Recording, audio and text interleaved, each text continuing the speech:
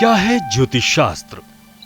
हमारे जीवन पर ग्रह नक्षत्रों का कैसा पड़ता है प्रभाव? दरअसल सनातन धर्म संस्कृति में ज्योतिष शास्त्र का विशेष महत्व बताया गया है। ऐसी मान्यता है कि व्यक्ति की मौलिक क्षमताओं को पहचानने के लिए ज्योतिष शास्त्र का ज्ञान बेहद जरूरी है। अक्सर लोग ज्योतिष शास्त्र को धर्मशास्त्र मानने लगते हैं, लेकिन ज्योतिष शास्त्र विशुद्ध रूप से ज्योतिष विज्ञान है। ज्योतिष शास्त्र के अनुसार व्यक्ति के जन्म का समय उसकी पूरी जिंदगी को प्रभावित करता है। मनुष्य के जन्म से लेकर मृत्यु तक सभी घटनाओं का पूर्वानुमान ज्योतिष शास्त्र से लगाया जा सकता है। पौराणिक धर्म ग्रंथों और शास्त्रों में कहा भी गया है कि ज्योतिषाम सूर्यादि ग्रहाणाम बोधकम शास्त्रम, अर्थात सूर्य आदि ग्रह और काल का बोध कराने वाले शास्त्र को ज्योतिष शास्त्र कहा जाता है। ज्योतिष शास्त्र में मुख्य रूप से ग्रह और नक्षत्रों का अध्ययन किया जाता है और ग्रह नक्षत्र के स्वरूप, संचार और परिभ्रमण काल और ग्रह संबंधी घटनाओं का निरूपण किया जाता है। प्राचीन काल में ग्रहों और खगोलीय पिंडों के अध्ययन को ज्योतिष शास्त्र कहा गया है। ज्योतिष शास्त्र में जातक की कुंडली को सबसे महत्वपूर्ण बताया गया है, क्योंकि जातक की कुंडली के जरिए उसके भविष्य के बारे में आसानी से अनुमान लगाया जा सकता है। ज्योतिष शास्त्र के अनुसार ग्रहों और नक्षत्रों की चाल हमारे जीवन को काफी हद तक प्रभावित करती है। अब यहाँ ये भी जानना जरूरी है कि हमारे जीवन में ज्योतिष शास्त्र का क्या है विशेष महत्व। तो आपको बता दें कि ज्योतिष शास्त्र हमारे जीवन को निश्चित तौर पर प्रभावित करता है। बच्चे के जन्म के समय ग्रहों और नक्षत्रों की जो चाल और स्थिति होती है, उसी के जरिए बच्चे का स्वभाव, शिक्षा, करियर कैसा होगा, इन सब का अनुमान ज्योतिष शास्त्र के माध्यम से लगाया जा सकता है। इसलिए ज्योतिष शास्त्र को विज्ञान कहा जाता है। ज्योतिष शास्त्र के माध्यम से आकाशीय चमत्कारों के बारे में भी पता लगाया जा सकता है। इसके जरिए सूर्योदय, सूर्यास्त, चंद्र और सूर्य ग्रहण, ग्रहों की स्थिति, ग्रहों की युति, ऋतु परिवर्तन, अयन और मौसम के बारे में सटीक और महत्वपूर्ण जानकारी भी प्राप्त कर सकते हैं। यकीनन ज्योतिष शास्त्र के उपाय अपनाकर हम अपने जीवन को बेहतर बना सकते हैं। ज्योतिष शास्त्र में दिए गए उपायों को अपनाकर व्यक्ति अपने जीवन में सुख, समृद्धि, यश, कीर्ति को बनाए रख सकता है। आपको बता दें कि ब्रह्मांड अनगिनत तारों, ग्रहों, उपग्रहों और पिंडों से भरा हुआ है। दूर से देखने से तारों के वहां ढेरों समूह हैं, जिनकी अलग अलग आकृतियां प्रतीत होती हैं।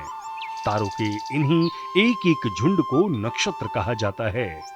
आकाश मंडल में इस तरह के 27 समूह हैं, जिन्हें 27 नक्षत्र कहते हैं। इन नक्षत्रों की अलग अलग गुणधर्म हैं और इन 27 नक्षत्रों को 12 भाग यानी कि नक्षत्रों के छोटे छोटे समूह में विभाजित किया गया है।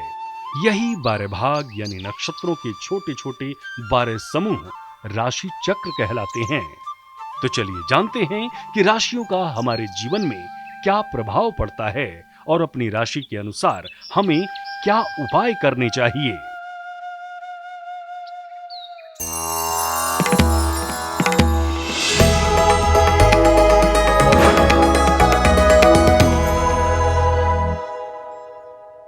दिन भर की आपाधापी और भागदौड़ में यदि ये पता चल जाए कि रोज सुबह घर से निकलने से पहले एक उपाय कर लेने से दिन बन जाएगा बेहतर, तो सोचिए कितना बेहतर हो। या फिर ये पता चल जाए कि दिन की शुरुआत कैसे करें। नमस्कार, मैं हूं आपके साथ संदीप कुमार मिश्र और आप देख रहे हैं कैसा रहेगा आपका सप्ताह, यानी कि साप्ताहिक राशिफल। अपने राशि के अनुसार कैसे करें दिन की शुरुआत। और हाँ, आज जानेंगे 3 कुंडली के बारे में भी ज्योतिषाचार्य प्रदीप जी से।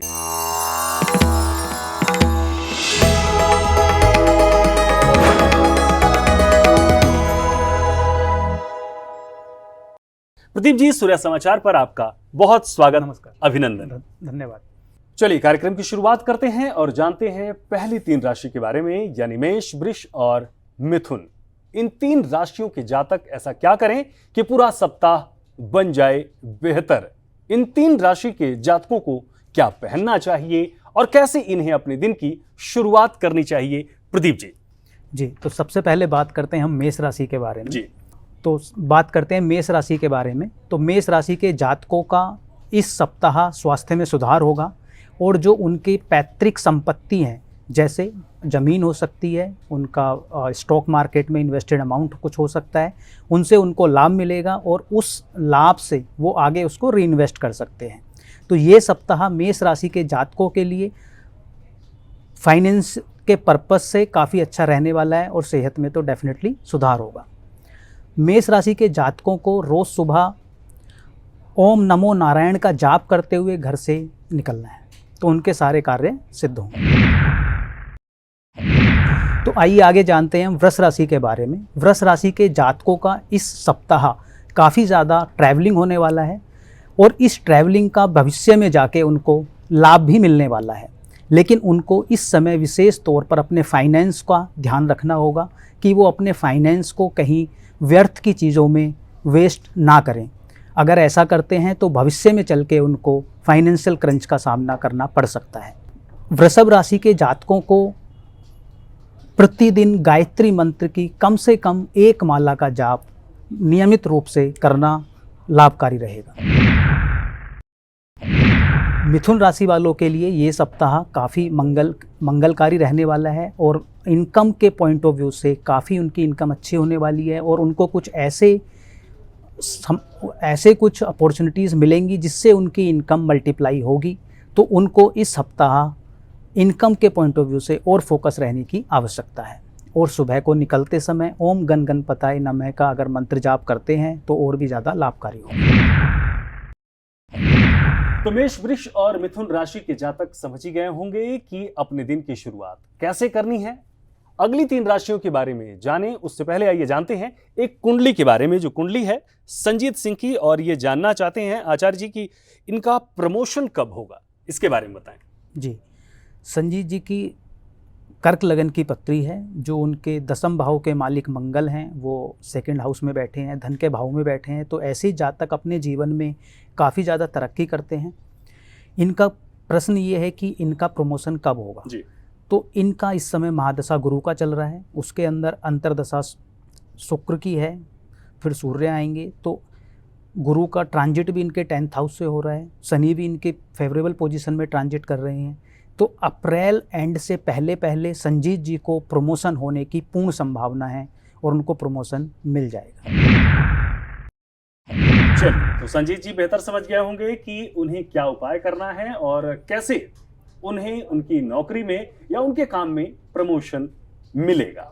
चलिए, अब अगली जो 3 राशि है कर्क, सिंह और कन्या, उस राशि के जातक कैसे करें, क्या उपाय करें और कैसे उनका दिन बेहतर बनेगा, ये जानते हैं आचार्य जी से। जी, कर्क राशि के जातकों को विशेष रूप से अपने बड़े बुजुर्गों की सलाह लेनी होगी और वही सलाह उनके जीवन में, उनके कार्य में उन्नति का कार्य करेगी। अगर वो उनकी सलाह लेते हैं तो जिस भी काम में वो अपना हाथ लगाएंगे वो काम उनको फल जाएगा। उनको बुधवार के दिन और अच्छा करने के लिए किन्नरों को हरी चूड़ियों का दान अवश्य रूप से करें, तो उनको लाभ मिलेगा। सिंह राशि के जातकों के लिए किसी भी वाद विवाद में फंसने से उनको बचना चाहिए। आपको अपने गुस्से पर थोड़ा कंट्रोल करना होगा। अगर आप ऐसा करते हैं तो आगे चलकर आपको नए प्रोजेक्ट मिलेंगे जिसमें आपको सक्सेस भी मिलेगी और जो शिक्षा वर्ग से जुड़े हुए विद्यार्थी हैं उनको शिक्षा से संबंधित अच्छे लाभ मिलने वाले हैं। उनको इस समय सूर्य को सुबह नियमित रूप से अर्घ्य देना होगा और ओम भास्कराय नमः का जाप करना होगा, तो उससे उनको उत्तम लाभ मिलेंगे। तो आइए बात करते हैं कन्या राशि के बारे में। कन्या राशि के जातकों को जो भी उनका कोई पुराना धन फंसा हुआ है, किसी को दिया हुआ था जो नहीं मिला है, तो वो इस सप्ताह मिलने के योग बने हुए हैं। इसके साथ साथ उनको अपनी सेहत का ध्यान रखना होगा ताकि कोई मौसमी बीमारी इस समय उनको ना लगे। इसके साथ साथ इस सप्ताह कोई ना कोई उनकी पुरानी यादें, पुरानी एल्बम कोई उनके सामने आएंगी जिससे वो अपनी पुरानी स्मृतियों में खो जाएंगे। और अच्छे रिजल्ट पाने के लिए उनको गणेश भगवान की डेली नियमित रूप से पूजा करनी चाहिए और मंदिर में जाके दुर्वा जरूर चढ़ानी चाहिए। कर्क, सिंह और कन्या के जातक जरूर करें ये उपाय और बनाएं अपने दिन को बेहतर। अगली राशि के बारे में जानें उससे पहले एक और कुंडली के बारे में जान लेते हैं। और अगली कुंडली है रूपाली जी की। रूपाली जी का सवाल ये है प्रदीप जी की उनकी शादी कब होगी? जी, रूपाली जी का जो लग्न है वो कुंभ लग्न है और वृश्चिक राशि है जी। उनकी इस समय बुध की महादशा चल रही है और शुक्र की अंतर्दशा चल रही है। तो उनका सवाल जो शादी को लेकर है, तो उनके शादी के प्रबल योग बने हुए हैं और इसको देखते हुए मुझे ऐसा लगता है कि उनकी शादी अप्रैल तक हो जानी चाहिए। चलिए, बेहतर है। रूपाली जी को आपके सवालों का जवाब आपको मिल गया होगा। और जैसा कि आचार्य जी कह रहे हैं कि अप्रैल तक आपकी विवाह के योग बन रहे हैं। चलिए, अब अगली जो 3 राशियां हैं उनके बारे में जानते हैं, तुला, वृश्चिक और धनु। प्रदीप जी। तो आइए बात करते हैं तुला राशि के बारे में। तुला राशि वालों को विशेष रूप से अपनी साझेदारी के कार्यों में ध्यान देने की आवश्यकता है। आपको अपनी साझेदारी के बारे में, अपने प्लान्स के बारे में हर किसी को नहीं बताना चाहिए। अगर आप ऐसा करते हैं तो आपको नुकसान झेलना पड़ सकता है। घर से निकलने से पहले आप डेली अपने दाएं हाथ की हथेली पर इत्र जरूर लगाएं और उसको ऐसे रब कर लें। अगर आप ऐसा करते हैं तो आप धन को भी आकर्षित करेंगे और आपके जो व्यवसाय हैं साझेदारी के, उनमें भी आपको उत्तम लाभ मिलेगा। आइए बात करते हैं वृश्चिक राशि के बारे में। वृश्चिक राशि के जातकों को आर्थिक रूप से नुकसान होने की संभावना बन रही है, तो इसलिए इनको अपने आसपास वाले लोगों पर ज़्यादा विश्वास नहीं करना है। देख परख कर ही अपना पैसा कहीं पर देना है, अदरवाइज़ तो आगे जाके मुसीबत का सामना करना पड़ सकता है और विशेषकर वो व्यक्ति आपके अपने लोग हो सकते हैं। उसके अलावा अगर आप वाहन या भूमि कुछ खरीदने का विचार कर रहे हैं तो इस सप्ताह वो आपकी इच्छा पूर्ण हो सकती है। आपको सलाह दी जाती है कि आप रोज़ सुबह हनुमान चालीसा का जाप करें और हनुमान जी का सिंदूर उनके चरणों से लेकर उनको डेली माथे पर लगाकर चलें, तिलक लगाकर जाएं। तो आइए बात करते हैं धनु राशि के जातकों के लिए। धनु राशि के जातकों के लिए ये सप्ताह सामान्य रहने वाला है। धनु राशि वाले जातकों को विशेष रूप से इस बात का ध्यान रखना है कि वो अपनी क्षमता से ज़्यादा किसी को वादा ना करें। आप जल्दबाजी में ऐसा वादा कर बैठते हैं और उसका बर्डन आपके ऊपर आता है और फिर उसमें आपको नुकसान भी उठाना पड़ता है। आपके जो भी कार्य हैं वो पूर्ण हो जाएंगे, लेकिन आपको थोड़ा सा धैर्य बनाए रखने की आवश्यकता है। अगर आप डेली सुबह भगवान विष्णु का पूजा करते हैं तो आपके लिए उत्तम होगा। विशेषकर अगर आप विष्णु सहस्त्र नाम का जाप करें तो आपके लिए अति लाभकारी होगा।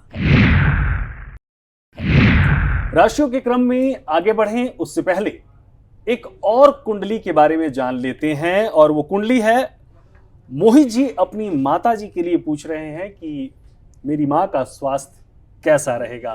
प्रदीप जी इनके बारे में बताएं, स्वास्थ्य के बारे में अपनी माता जी के पूछ रहे हैं। जी, मोहित जी की माता की जो पत्री है उसमें कन्या लगन की वो कुंडली है, सिंह राशि है, राहु की अंतर्दशा चल रही है जो उनके 8th हाउस में विराजमान है और अंतर्दशा मंगल की है जो उनके 5th हाउस में है।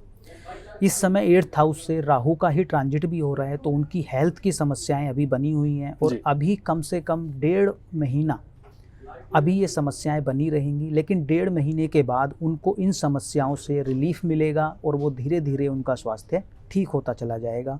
इसके लिए उनको विशेषकर माँ दुर्गा की पूजा करनी चाहिए। अगर खासकर वो कर पाएँ तो दुर्गा कवच का पाठ करें तो उत्तम लाभ होगा। जी, यानी कि मोहित जी ये उपाय खुद भी कर सकते हैं अपनी माता जी के लिए। वो खुद भी कर सकते हैं और अगर माता जी उस स्थिति में हैं तो वो भी कर सकती हैं और भी बेहतर होगा। मोहित जी, आप बेहतर समझ गए होंगे कि आपको क्या उपाय करना है अपने माता जी के उत्तम स्वास्थ्य के लिए, आपको क्या सावधानी भी रखनी है और किस पार्ट से आपकी माँ का स्वास्थ्य बेहतर होगा। चलिए, अब अगली 3 राशि यानी जो अंतिम 3 राशि है मकर, कुंभ और मीन के बारे में जानते हैं प्रदीप जी से, और जानते हैं कि इन 3 राशि के जातक पूरे सप्ताह ऐसा क्या करें कि जिससे बन जाए उनका दिन बेहतर। प्रदीप जी। जी, तो आइए बात करते हैं मकर राशि के बारे में। मकर राशि के जातकों के लिए ये हफ्ता उनकी प्रोफेशनल लाइफ के लिए काफ़ी अच्छा रहने वाला है, यानी कि उनको तरक्की मिल सकती है, उनको कुछ ऐसे प्रोजेक्ट मिल सकते हैं जिसमें उनकी तरक्की होगी। लेकिन इसके साथ साथ उनको अपने फाइनेंस पर विशेष रूप से ध्यान रखना होगा, और जो भी वो पैसा कहीं पर सेविंग्स के रूप में अपने घर पर रखते हैं तो अपने घर परिवार के अलावा किसी और को उसके बारे में ना बताएं, अदरवाइज़ तो आपको चोरी का सामना करना पड़ सकता है। इसके साथ साथ अगर आप डेली सुबह हनुमान जी का सिर्फ नाम जाप करें और शनिवार को एक तेल का दिया जलाएं तो आपको उत्तम लाभ होगा। तो आइए बात करते हैं कुंभ राशि के लिए। कुंभ राशि के जातकों का स्वास्थ्य इस सप्ताह उत्तम रहेगा। उन्होंने जो कार्य, जो उन्होंने प्लानिंग अपने आने वाले फ्यूचर के लिए की हुई है, उसकी उनको झलक इस सप्ताह में देखने को मिलेगी। इसके साथ साथ किसी नए मेहमान की वजह से परिवार में उनके परिवार का वातावरण खुशियों से भर जाएगा।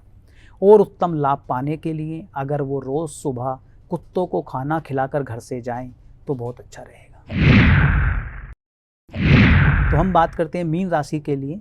मीन राशि के जातकों को अपने फाइनेंस का ध्यान रखना है। अभी तक जो वे फजूली के खर्चे वो कर रहे थे, उनको उन पर लगाम लगाने की आवश्यकता है, अदरवाइज़ उनको इस सप्ताह में फाइनेंशियल क्रंच देखने को मिलेगा तथा अपनी वाणी पर भी उनको संयम रखने की आवश्यकता है। इसके अलावा उनका सभी प्रकार से ये सप्ताह सुखद रहने वाला है। अगर वो सुबह रोज़ विष्णु जी की पूजा करते हैं या डेली शिव मंदिर में जाकर एक लोटा जल चढ़ा देते हैं तो उनको उत्तम लाभ मिलेंगे। प्रदीप जी, आप हमारे स्टूडियो में आए और हमारे दर्शकों को ये सारी महत्वपूर्ण बातें बताई, आपका बहुत बहुत धन्यवाद, आभार। तो ये थी 12 राशियां और 3 कुंडली। अगले सप्ताह एक बार फिर हम हाजिर होंगे लेकर आपका साप्ताहिक राशिफल और जानेंगे 3 और कुंडलियों के बारे में। तब तक के लिए मुझे दीजिए इजाजत। नमस्कार।